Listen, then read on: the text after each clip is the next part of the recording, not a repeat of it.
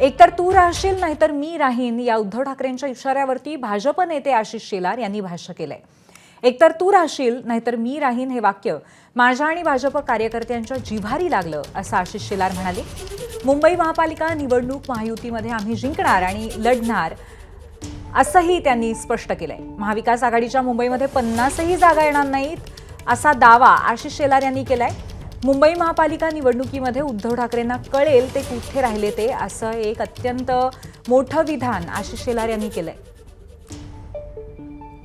आम्ही निवडणूक महायुतीत लढू, महायुती म्हणून आम्ही निवडणूक जिंकणार हे आमचा त्या ठिकाणी संपूर्ण विश्वास आमचा आहे।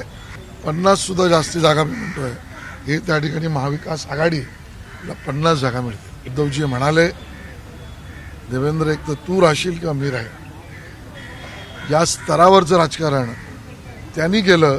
जनतेने दाखवलं देवेंद्रजींनी भाजप कुठे राहिले आणि उद्धवजींनी उभाटा सेना कुठे राहिले, पण ते वाक्य आमच्या भाजपच्या कार्यकर्त्यांच्या जिव्हारी लागलं।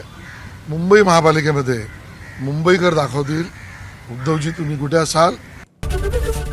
एबीपी माझा, उघडा डोळे बघा नीट।